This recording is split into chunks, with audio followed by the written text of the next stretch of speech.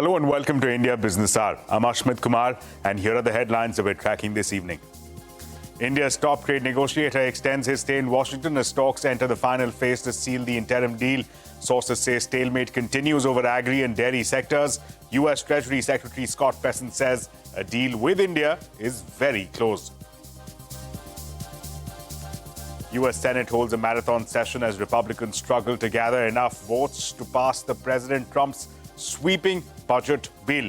The legislation will add over $3 trillion to US debt, even as it cuts healthcare and social security benefits. Elon Musk and President Donald Trump resume sparring of social media barbs. Musk vows to unseat lawmakers who vote for Trump's budget bill and calls for the formation of a new political party. Trump threatens to cut subsidies to Musk's companies and taunts him to go back to South Africa.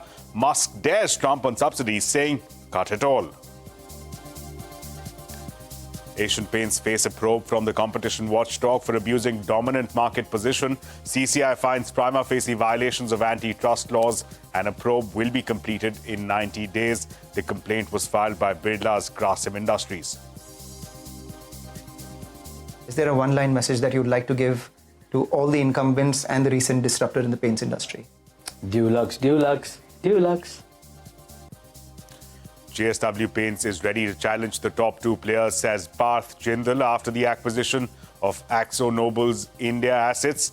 Expects more synergies from an iconic brand like Dulux. Union Cabinet clears an employment-linked incentive scheme with an outlay of over 1 lakh crore rupees. Also, greenlights a new research and development fund worth 1 lakh crore rupees. Both announcements were made by Finance Minister in the last union budget. GST completes 8 years. Collections in June at 1.84 lakh crore rupees. Experts call for simplification of the 5-slab structure and widening of the tax ambit. Government likely to hike stipends under the Prime Minister's internship scheme after weak response in the first 2 rounds. About 11,000 applicants have secured an internship so far, compared to the target of 1.25 lakhs set for FY25. At least 36 people are dead after an explosion at a factory belonging to Sigachi Industries in Telangana. Authorities fear death toll could increase as they expect to recover more bodies. Rescue operations are still underway more than 24 hours after the explosion. Shares of Sigachi Industries down 16% in the last 2 sessions. Elon Musk's social media platform X tells the Karnataka High Court that every Tom, Dick and Harry officer is issuing content takedown orders. Solicitor General takes strong exception to the comment, argues that companies should not expect the digital sphere to be completely unregulated. The police are not magicians, says the Central Administrative Tribunal, as it holds RCB responsible for the stampede at the Bengaluru stadium that killed 11 people, quashes the suspension of senior IPS officer Vikash Kumar, citing lack of sufficient grounds. No fuel for old vehicles starting today in the national capital. Multiple teams of government officials and police deployed at different petrol stations as government ban on fuel for old vehicles takes effect. Well, on to the day's market action. Now, the Sensex and the Nifty ended with marginal gains after a range-bound session. The Nifty held on to the 25,500 mark, while Nifty PSU Bank rose for the 6th straight session. Reliance rose to a 9-month high on the back of a positive brokerage note. Well, here's one of the most important stories. Well, and India is watching towards Washington. India's top trade negotiator has extended the stay in Washington as talks enter the final phase to seal an interim deal. Now, sources have told us that a stalemate still continues over agriculture and dairy sectors. The Trump administration is keen on maintaining 10% tariff rate with India, while the Indian government wants tariffs to be brought down to 0 across several sectors. Parikshit Luthra is joining us now with more details on that. Parikshit, give us a sense at this point, what are the pain points and how close are we to a deal?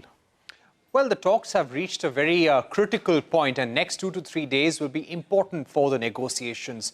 The pain points are around agriculture and dairy mainly.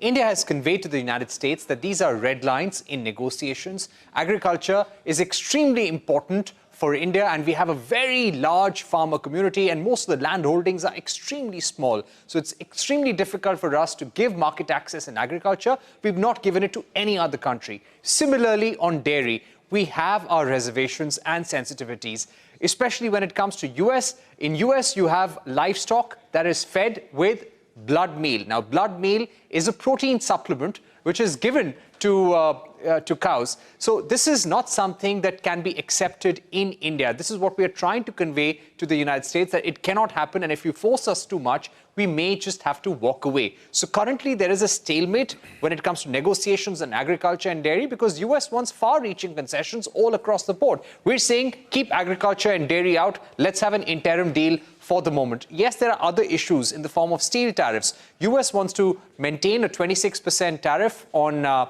steel imports from India, and they're also putting tariffs on other countries as far as steel is concerned. So there is unlikely to be an exemption for India. But net-net, the problem seems to be on agriculture and dairy. For the moment, the Indian negotiating team led by Rajesh Agrawal is extending its stay in DC. They're talking to the US government to thrash out an agreement. And India is also pushing very hard to somehow gain a competitive edge for its labor-intensive manufacturing sectors, such as textiles for that matter. We want a competitive edge compared to Vietnam, Indonesia, Bangladesh in the US market. Having said that, let's see what happens over the next few days. We spoke to Mukesh Aghi a short while back, and he told us that the industry body, USISPF, is very confident that there will be an interim deal in the next 2 to 3 days, minus agriculture and dairy. India, under the law, cannot allow GMO. So I think the government hands are tied. And we are trying to explain to the US government that let's not push hard on that area. Our feeling is that US will focus on getting first interim deal going and then focus on ag, dairy, and others in the latter part of the discussion itself. Our estimate shows slightly over 6,000 product lines, which both sides have agreed to move forward. Well, meanwhile, External Affairs Minister S. Jaishankar has said that the trend lines in India and the US relations have been positive. Speaking at an event, the minister said that both the nations are in the middle of intricate trade conversations. For the last 10 years, 11 years, if you look at the trend lines in India-US relations, I think the trend lines have been very positive. We are in the middle, hopefully more than the middle, of a very intricate trade negotiation. Obviously, my hope would be that we bring it to a successful conclusion. I cannot guarantee it because there's another party to that discussion. But no question, we do think today that trade, there will have to be give and take. Just like the US or people in the US may have views about India, people in India have views about the US too. And we'll have to find a kind of a meeting ground. Well, US President Donald Trump has threatened Japan with fresh tariffs, calling the country spoilt. In a post on Truth Social, Trump said, and I quote, "They won't take our rice, and yet they have a massive rice shortage. In other words, we will just be sending them a letter, and we love having them as a trading partner for many years to come." End of quote. Now, as per a Reuters report, Japan's top trade negotiators have said that the country will not sacrifice its agricultural sector to seal a trade deal. And meanwhile, the US Senate is holding a marathon session to vote on President Trump's big, beautiful bill. Republicans have struggled to gather enough votes to pass the sweeping budget bill. Democrats have said that the bill's tax cuts would disproportionately be benefiting the wealthy at the expense of social programs for lower-income Americans. The legislation will add over $3 trillion to US debt, even as it cuts healthcare and social security benefits. And speaking of the big, beautiful bill, Elon Musk said that President Donald Trump, they've resumed their sparring On social media, Musk has vowed to unseat lawmakers who vote for Trump's budget bill. In a post on X, Musk said, and I quote, "Every member of Congress who campaigned on reducing government spending and then immediately voted for the biggest debt increase in history should hang their heads in shame," end of quote. A few hours later, he added that if this spending bill passes, the America Party will be formed the next day. President Trump slammed Musk back and threatened to cut subsidies to Musk's companies. Trump said, and I quote, "Without subsidies, Elon would probably have to close up shop and head back home to South Africa," end of quote. In response, Musk dared Trump on subsidies, saying, and I quote, "Cut it all." What happened to Elon Musk? Nothing. He's losing his EV mandate, and he's very upset about things, but he could lose a lot more than that. I can tell you right now. Hey, Elon can lose a lot more than that. And back home, JSW Paints is aiming to challenge the top two players in the industry after the acquisition of AkzoNobel's India assets. The company has acquired a majority stake of 74% in the maker of Dulux paints. Mangala Malu caught up with JSW Parth Jindal and the AkzoNobel CEO on the contours of the mega deal. If we get all the approvals, the Competition Commission of India approval, as well as complete the open offer, and we get into the business, we will become the fourth largest player in the Indian paint industry. With looking at FY25 numbers combined, we'd have a top line of about 6,000 crores. And we would be in striking distance of the third largest player in the market. And our aim would obviously be, A, to understand the culture of AkzoNobel India, integrate the families of AkzoNobel India and JSW, make it one big, paint company. Look at the synergies in the market, because there are a tremendous amount of synergies both in the decorative side of things as well as on the industrial coating side of things. And then leverage the technology partnership that we will continue to have with AkzoNobel. So our goal is that we would like to come into the top three in decorative, and like to be the number one player in industrial coatings. Was that a tough negotiation that you had, because there were many suitors for AkzoNobel India?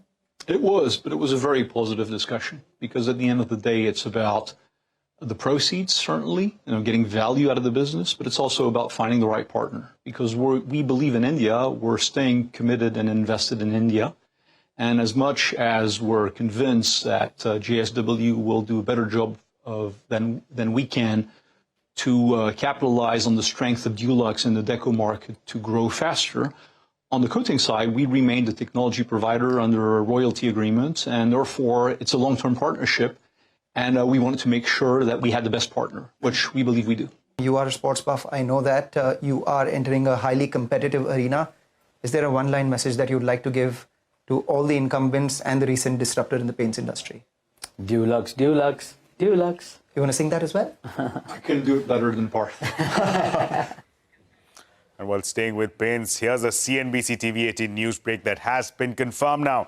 The Competition Commission of India has ordered an investigation against Asian Paints for abusing its dominant market position. The Director General of CCI will complete the probe in 90 days and submit a report thereafter. Parikshit Luthra joining us now with more details. Parikshit, tell us, what does this mean for the company going forward now with an investigation having been ordered by the CCI?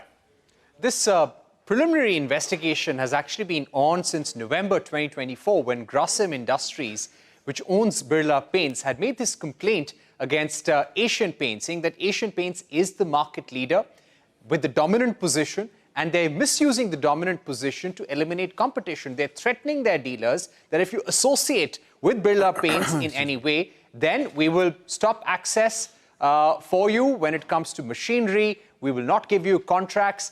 So that the CCI now believes and has come to the conclusion that all these practices by Asian Paints were anti-competitive and violate the Competition Commission of India laws or antitrust laws of India. That is why they have now formally ordered a probe against Asian Paints. The Director General of the CCI will carry out this probe, complete it, and submit a report within 90 days. This is only a prima facie finding that a probe is needed in the matter. It does not give any kind of opinion on the merits of the complaint. The merits will now be decided after the investigation is over. But definitely, it's not good news for a listed entity like Asian Paints, which has a dominant position. It is a market leader in the decorative paint sector. So let's see what happens over the next few months. But net, CNBC TV18 had reported a few weeks back that a probe is likely to be ordered. And now the CCI has formally ordered that investigation. Right, Parishad, thanks so much for that. So a prima facie view being expressed by the CCI. The investigation is yet to proceed. 90 days, that's the time the CCI will have to come back with its report. Now, moving forward, another big news coming in from the National Capital. Union Cabinet has cleared an employment-linked incentive scheme with an outlay of over 1 lakh crore rupees. The Cabinet has also greenlit a new research and development fund worth 1 lakh crore rupees. Both these are budget announcements made by the Finance Minister earlier this year. Abhimanyu Sharma joining us now with all the details. Abhimanyu.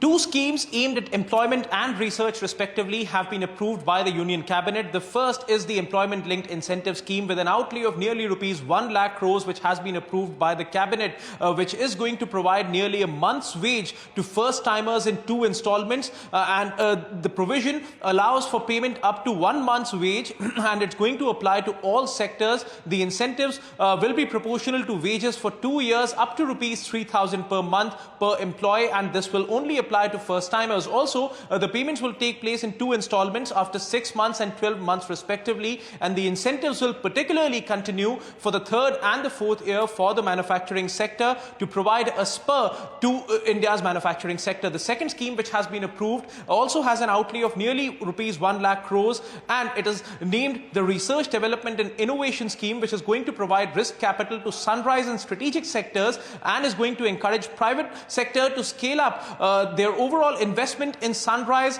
domains. Also, the government is going to provide funds at 50-year interest-free loans to ANRF special purpose funds, from where it is going to get deployed towards several SPVs and AIFs. It remains to be seen how early the implementation of these schemes is going to begin and what are the opportunities as well as challenges which are going to arise from the same.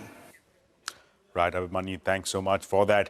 Now, the government is likely to hike stipends under the Prime Minister's internship scheme after weak response in the first 2 rounds. The current stipend is at 5,000 rupees per month, and sources have said that the stipend hike will be funded through the corporate's CSR fund and not the government's budget.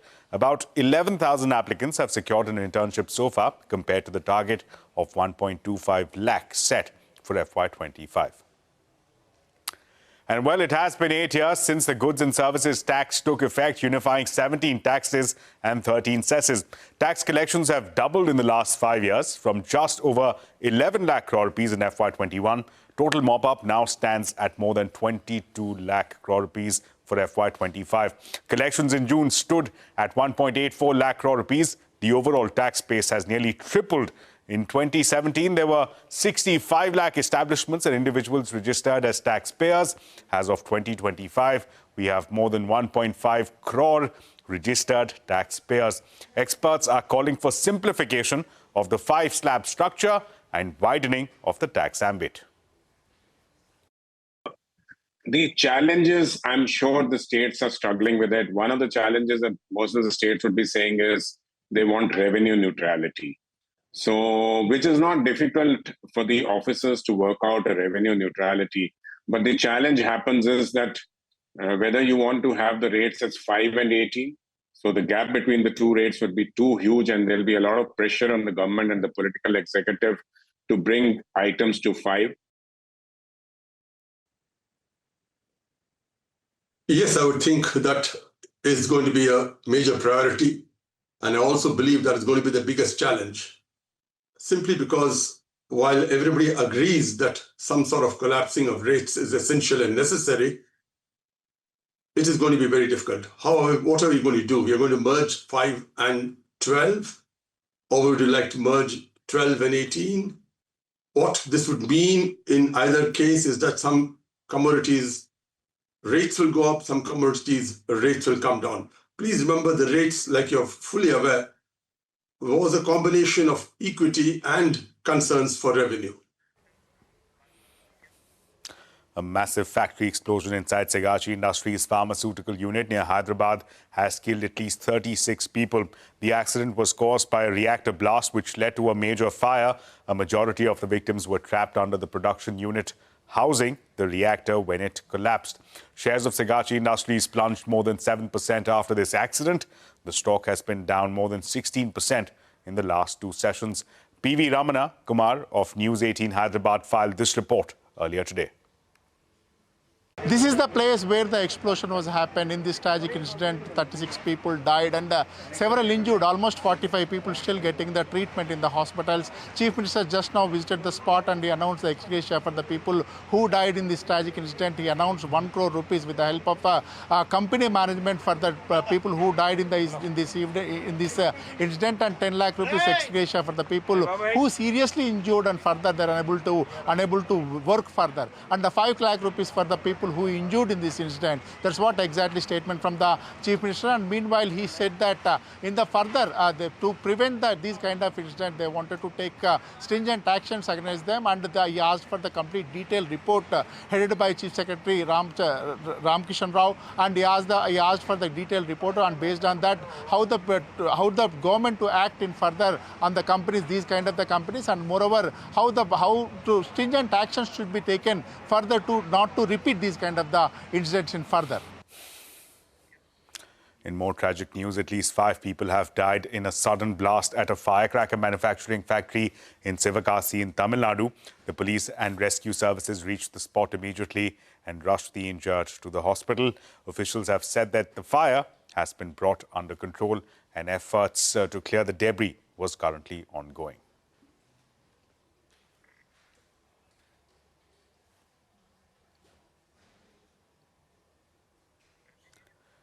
Elon Musk on social media platform X has urged the Karnataka High Court to shield the platform from takedown orders issued by the centre. Advocate KG Raghavan, who represented the social media company, said every Tom, Dick and Harry officer is issuing such directives.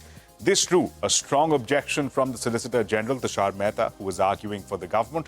This comes after the Railways Ministry issued an order to the company to take down a video of a woman driving on railway tracks in Telangana. Coming up on India Business Hour, a preliminary report on the Ahmedabad Air India crash is likely to be released soon. Details in just a bit.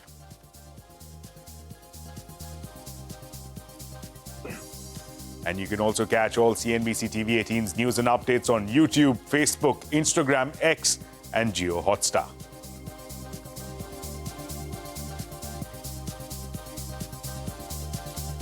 Israeli forces continue to bombard Gaza, killing at least 95 Palestinians since dawn.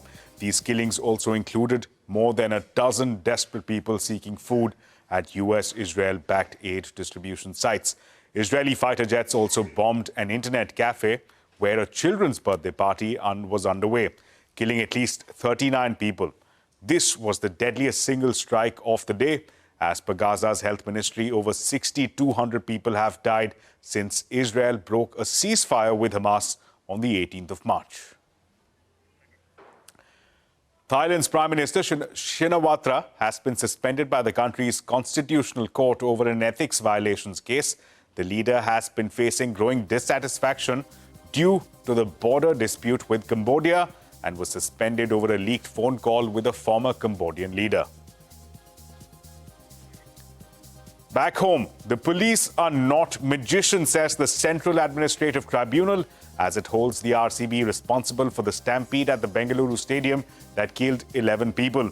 The tribunal quashed the suspension of senior IPS officer Vikash Kumar, citing lack of sufficient grounds. A preliminary report on the Ahmedabad Air India crash is likely to be released soon. The report will provide the first official insight into the final moments of the Boeing Dreamliner plane before it went down, killing 275 people. Madhya Mujawar has the details. Well, sources tell CNBC TV18 that the preliminary report on the Air India AI 171 crash is expected in a matter of days, likely this week or early next week. We reached out to the AAIB and the Directorate General of Civil Aviation, but both have not responded to our queries so far. The preliminary report, however, is not expected to conclude what caused the crash, but what we can expect instead is a detailed reconstruction of the flight's final moments, including a timeline of events, cockpit recordings, system configurations, and possibly weather and air traffic control inputs. It's been 19 days since the crash that killed 241 passengers. The on-ground casualty number is not clear yet. The Ahmedabad Civil Hospital has confirmed it has handed over 19 bodies of non-passengers. That's lower than the 34 on-ground casualties mentioned earlier by Air India CEO Campbell Wilson. So far, the Aviation Ministry has shared two updates on the investigation, first on June 19 and the second was on June 26, confirming that both black boxes were recovered, one on June 13 and the other on June 16, and taken to the AAIB lab for further analysis. The preliminary report, when it comes, will be the first official insight into what might have gone wrong on the afternoon of 12th June. Air India has maintained that the aircraft operating the flight AI-171 had a clean history. Major maintenance check, which is called C-check, was done in June 2022. Next check was due in December 2025. Right engine was overhauled and installed in March 2025 and left engine was inspected in April 2025 as per the manufacturer's protocol. The flight was being piloted by a highly experienced Captain Sabrawal, who, as per the CEO, had over 10,000 flying hours experience. In the aftermath, the DGCA ordered enhanced safety checks across Dreamliner aircraft, and Air India had to cut down on both domestic and international flights to ensure safety and operational stability to minimize passenger inconvenience. In an effort to curb air pollution, the Delhi government has officially banned all fuel sales to diesel vehicles over 10 years old and petrol vehicles over 15 years. Multiple teams of government officials and police were deployed at various petrol pumps across the city. Over 62 lakh vehicles are likely to be impacted by this move. And with that, it's a wrap on this edition of India Business Hour. Thank you so much for watching. News and updates will continue right here on CNBC TV 18.